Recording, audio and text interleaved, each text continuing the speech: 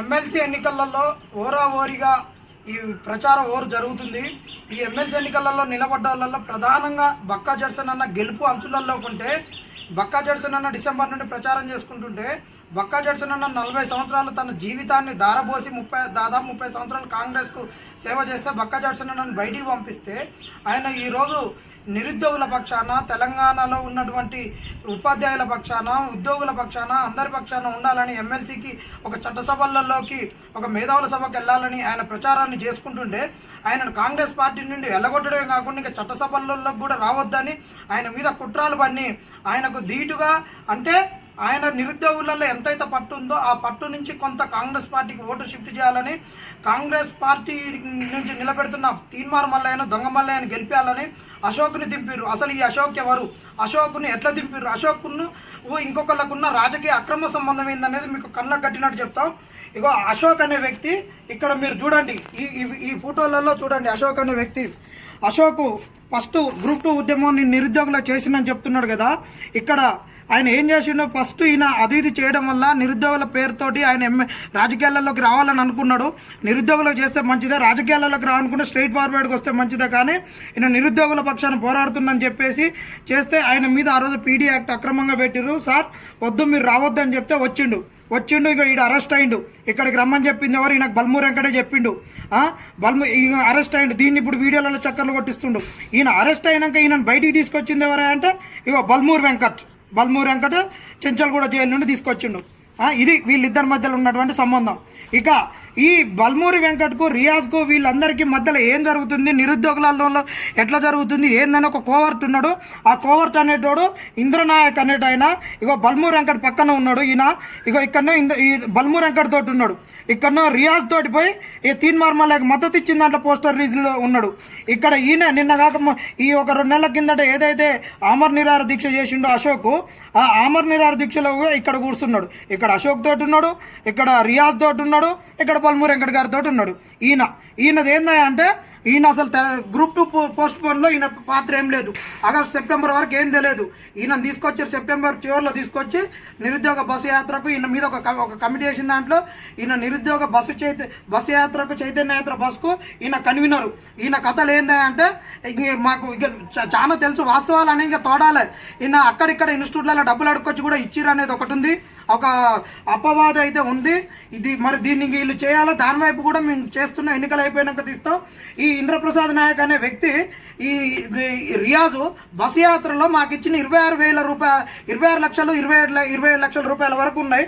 దాదాపు ఆ 27 లక్షల రూపాయలను వీళ్ళు ఏం చేసిర్రు, ఆ రోజు మాకు బస్సు యాత్రకు మా ఎమ్మటి ఉండి చేసినటువంటి సారు, జార్ఖండ్ పీసీసీగా ఉండి రిటైర్డ్ అయినటువంటి సారు అజయ్ కుమార్ సార్ అనే వ్యక్తి మాకు బస్సు యాత్రకు ఎంతో దగ్గర ఉండి చేసినటువంటి అజయ్ కుమార్ సార్ దగ్గర వీళ్ళంతా ఉండి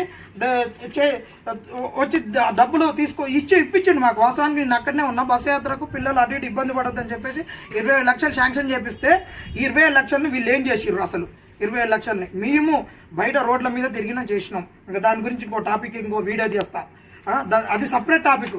అయితే ఇక్కడ చూడండి, ఇక్కడ ఇదే మళ్ళీ అశోక్ ఇక్కడ మొన్న దీక్ష చేసిండు. ఇక్కడ ఆర్కెస్ట్రా తీసుకొని వచ్చిండు. ఇదే అశోక్ను అరెస్ట్ చేశారు. మళ్ళీ ఇక్కడ నిమ్మరసం ఇచ్చింది వాళ్ళు బల్మూర్ వెంకట్ నిమ్మరసం ఇచ్చిండు. అక్కడనే ఆ రోజు గొడవ కాడికి పంపించిండు, గ్రూప్ 2 కాడికి. ఆయన మళ్ళీ అరెస్ట్ అయినాక బెయిల్ తెచ్చిండు. ఇక్కడ కూర్చోబెట్టింది ఆయన. చిక్కడపల్లి లైబ్రరీల పోస్టుల గురించి చర్చ అయినాక దీక్షకు కూర్చోమని చెప్పి అన్ని చేసుకొని దీక్షకు కూర్చోబెట్టిర్రు. ఇక్కడ మళ్ళీ ఈయనేమో అరెస్ట్ అయినాక నిమ్మరసం దాపించిండు. ఇగో ఈ దొంగ ఇంద్రకుమారు, వీళ్ళు దొంగలు ఇట్లా చేసిర్రు అనమాట. మరి ఈ దొంగ ఈయన దీక్షలో కూర్చోబెట్టి ఎమ్మెల్సీ నిలబెట్టినా అని ఈరోజు ఆయన దగ్గరికి ఎందుకు పోయిండు? మరి ఈయన అంటాడు ఇదే అశోక్ అసలు నాకు ఎమ్మెల్సీ చేయాలని లేదు, ఏం లేదు, నాకు అది ఇదని స్టోరీలన్నీ చెప్తున్నాడు. మరి ఇదే గ్రాడ్యుయేట్ ఎమ్మెల్సీ దాని గురించి ఓట్లు ఎట్ట చేయాలి, ఓటు ఎట్ట అప్లై ఎట్ట చేయాలని చెప్పిండు ఈయన. ఇగో ఈ అబ్బాయి ఖమ్మంపాటి సత్యనారాయణ, ఈయన ఇండిపెండెంట్గా పోటీ చేసిండు. ఈయన కాంగ్రెస్కి ఏమైనా డైరెక్ట్ చెప్పలేదు. ప్రజా వ్యతిరేకత ఉంది, వాళ్ళు నిరుద్యోగులు నెట్టు ఉపయోగించుకున్నారు. ఆ రోజు వీళ్ళు ఎలివేట్ అయ్యేందుకు కేసీఆర్ మీద పోరాడినందుకు అందరం వీళ్ళని అభినందించాలి. కానీ ఈయన ఇండిపెండెంట్గా చేసిండు. కాంగ్రెస్ గెలవాలని ఎక్కడ చెప్పలేదు డైరెక్ట్గా. వీళ్ళిద్దరు కలిసి ఎమ్మెల్సీకి ఎట్లా ఓటుకు అప్లై చేసుకోవాలని చేసిండు. ఈయన డేటా మొత్తం మళ్ళీ ఇస్తే ఈయన ఆఫీస్ నుంచి అందరికి అప్లై చేసిర్రంట. మళ్ళీ ఈయన 2 లక్షల ఓట్లు ఫిల్ చేసిర్రంట. ఇది వీళ్ళ తతంగం. అయితే ఇప్పుడు మళ్ళీ ఇప్పుడు ఇన్ని కథలు చేసే అశోక్ మరి ఇంత ఈ అశోక్ ఇంకొకటి చూడు కాంగ్రెస్కి ఎట్లా సంబంధం ఉందనేది. ఇదే ఈ అశోక్ గురించి రేవంత్ రెడ్డి గారికి ఉన్నటువంటి ఒక మీడియా బిగ్ టీవీలో ఈయన గురించి ఇంటర్వ్యూ ఇస్తారు, అన్ని చేస్తారు, ఈయన గురించి లైవ్ పెడతారు.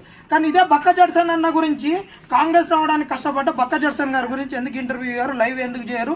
ఇగో బక్క జడ్సన్ గారు తీన్మార్ మల్లయ్య గురించి ఆయన దొంగగా చేస్తుండు, బ్లాక్మెయిల్ రాజకీయం చేస్తుండు, ఎమోషనల్గా చేస్తుండని ఒక 2 కాళ్ళు లేని ఆయన ధర్నా చేస్తుంటే ఈయనది మాత్రం ఈ బిగ్ టీ వాళ్ళు మాత్రం ఎక్కడ కవర్ చేయరు, అన్ని యూట్యూబ్ ఛానల్ కవర్ చేస్తుంటే ఇక కాంగ్రెస్ ఛానల్ ఆయనకు అట్లా మైలేజ్ ఇస్తారు.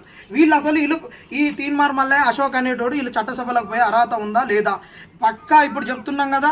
ఆ రోజు గ్రూప్ 2 అప్పుడు పంపించింది ఆయనే, అరెస్ట్ చేయించి కొట్లాడితే అరెస్ట్ చేయించింది ఆయనే, బెయిల్ తెప్పించింది ఆయనే. మొన్న కూడా దీక్ష కూర్చోబెట్టింది పల్మూరు వెంకటే, బెయిల్ తెప్పించింది పల్మూరు వెంకటే, నిమ్మరసం దాపింది ఆయనే, ఇంటికి వచ్చి తోలింది ఆయనే. ఇక్కడ మనకు అందరికీ క్లియర్గా కనబడుతుంది. కాంగ్రెస్ బిగ్ టీవీలో ఇంటర్వ్యూలు పెట్టించారు, జడ్సన్ అన్న దగ్గర ఒక టీవీ రాదు కాంగ్రెస్ తెచ్చిన కాడికి. మరి ఈ ఛానల్కి ఎందుకు కనిపిదు? ఆ రోజు TV9 అన్నింటిని తిట్టారు కదా. అసలు వీళ్ళు నిజంగా చట్టసభలకు ఈ తీన్మార్ మల్లయ్య పనికొస్తాడా? చూడు ఇక్కడ నన్ను జంపురి, అరే నువ్వు పోరాడేటోనివే 119 మంది ఎమ్మెల్యేలు చచ్చిపోయిన కాంగ్రెస్ పార్టీని గెలిపించిన నువ్వెందుకు వస్తావురా నాయన? నువ్వు చావద్దు, నేను నన్ను నాకు శాసన మండలి పంపితే పంపురు, లేదంటే శ్మశానానికి పంపమని ఇక ఈయన చెప్తాడు. ఈయన ప్రచారం. ఇక అశోక్ చూడు శాసన మండలికి మేధావులు పోవాలి, వీళ్ళ మేధావి ఎంత డొల్లతనమో ఈడేమో ఎమోషనల్గా బ్లాక్మెయిల్ చేస్తాడు. ఈయన అందరి కుల సంఘాల దగ్గరికి వెళ్తుంటాడు. మేధావుల దగ్గర కులాలు ఇవన్నీ ఎందుకు? చట్టసభలలో పోవాల్సిన వాళ్ళు ఎమ్మెల్యే లెక్కనే చేస్తారు. ఇక్కడ మళ్ళీ ఈయన అల్లటి పట్టుకొని చేస్తాడు. ఈడ మొన్నటి వరకు ఉద్యమంలో ఉన్నటువంటి పాఠాలలో ఎక్కడ కానీ ఈ కుల వృత్తులపైన ఆశ్రిత కులాలపైన క్వశ్చన్స్ వస్తాయి. ఈ ఉద్యమ చరిత్ర 10 ఏళ్ళలో ఎక్కడ కానీ మరి ఇటు మోగట్టుకొని ఆయన వస్తువుల గురించి ఎక్కడ చెప్పలే. ఇది కులాన్ని తీసుకొచ్చిరు వీళ్ళు. ఎమోషనల్గా ఓట్లాడుతాడు, ఇడే ఎమోషనల్గా ఓట్లాడుతాడు, అనే కులాన్ని చూసి అడుగుతాడు. ఇక ఫ్రీ బీస్ ఇవ్వద్దు ఎక్కడున్నా కానీ. ఇప్పుడు జనరల్ ఎలక్షన్లో ఫ్రీ బీస్ ఇస్తారు, మరి వాళ్ళని డబ్బులు ఇస్తుంటే ఈయన పుస్తకాలు ఇస్తా అంటాడు. మరి రేపు ఎమ్మెల్సీ అయినాక బిర్యానీ సంపాదించినాక మరి ఏమి ఇస్తావు? ఒకళ్ళ స్కూటీ ఇస్తావు, ఒకళ్ళ ల్యాప్టాప్ ఇస్తావు, ఇంకొకళ్ళకి ఆడవాళ్ళకి అది ఇస్తావు, ఇది ఇస్తావా? పుస్తకాలు ఇస్తావు, మగవాళ్ళకి ఏమి ఇస్తావు?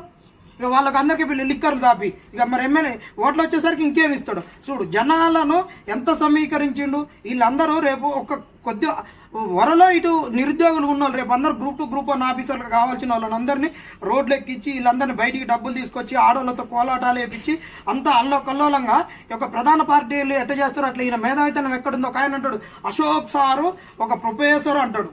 ఇక చూడు ఎట్లా బస్సులు పెట్టి ఇన్ని డబ్బులు నుంచి వస్తున్నాయి. ఇదంతా వెనక ఉండి నడుపుతున్నటువంటి ఈ ఎవరైతే ఉన్నారో ఎమ్మెల్సీ ఈ బల్మూరి వెంకట గారు ఇస్తున్న డబ్బుల వల్ల వీటి వల్ల నడుస్తున్నటువంటి తంతు. దయచేసి నిరుద్యోగులారా ఆలోచించండి. కట్టర్ ఫైటర్గా ఉన్నటువంటి జడ్సన్ అన్నకు ఓటేయండి.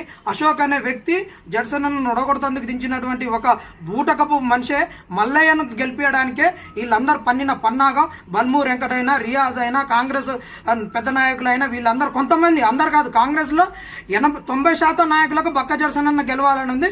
కొందరు మూర్ఖులు, కొందరు వాళ్ళ స్వప్రయోజనాల గురించి కాంగ్రెస్ను గెలిపించడానికి కాంగ్రెస్ కొరకు పాటుపడ్డ బక్కా జడ్సన్ అన్నను ఇంటికి పంపించాలని చూస్తున్నారు. కానీ తెలంగాణ సమాజం ఆయన నక్కున చేర్చుకొని గెలిపిస్తుంది. నిరుద్యోగులారా అశోక్ను నమ్మొద్దు. అశోక్ అనే వ్యక్తి ఒక బూటకపు వ్యక్తి. ఆయన దొంగ దీక్షలు చేసిండు. ఆయనను ఆలోచించండి. మొన్న ఆయనతోటి దీక్ష కూర్చున్నాడు తీన్మార్ మల్లయ్యకు ఏ విధంగా మద్దతు ప్రకటించిండో ఒక్కసారి మీరు ఆలోచించుకోవాలి. ఈ అశోక్ అనే వ్యక్తి ఒక ఫేక్. ఆయనకు మొన్న ఇప్పుడే ఇంకొకరు చెప్పారు 3 కోట్లు అడిగిండంట తీన్మార్ మల్లయ్య విత్డ్రా కావాలని. అన్న నీ కొరకు ఇంత చేసినా కానీ అంటే అన్న నీ కొరకు ఎక్కువ వస్తుంది, మళ్ళీ అటు ఇటు అవుతుంది ఏదంటే 3 కోట్లు అన్న మరి విత్డ్రా అవుతుంటే 3 కోట్లు ఎందుకులే కానీ నీకు తర్వాత సెట్ చేస్తా కానీ నువ్వైతే గట్టిగా ఉండు, నువ్వు నిరుద్యోగుల కళ్ళి తిరుగు, నేను ఇక ఇటు ఉపాధ్యాయులు ఈ సంఘాలు తిరుగుతా, నువ్వు పక్క నిరుద్యోగుల వైపే ప్రచారం చేయని చెప్పినాడు. నిరుద్యోగుల వైపే వస్తున్నాడు. నిరుద్యోగుల ఓట్లు చీల్చానని చూడండి. ఆయన ప్రచార సరణిలో ఎక్కడ కానీ ఉపాధ్యాయులు కానీ ఎక్కడ కానీ ఎవరిని కలవట్లేదు. అక్కడక్కడ అట్లా వీడియోలో చేసి పెడుతున్నాడు. మొత్తం నిరుద్యోగుల ఓట్లు చీల్చడానికి బక్క జడ్సన్ ఓడగొట్టడానికి. దయచేసి జడ్సన్ నన్ను గెలిపియాలి. 41 నెంబర్ మీద మీ మొదటి ప్రధాన ఓటు వేయాలి.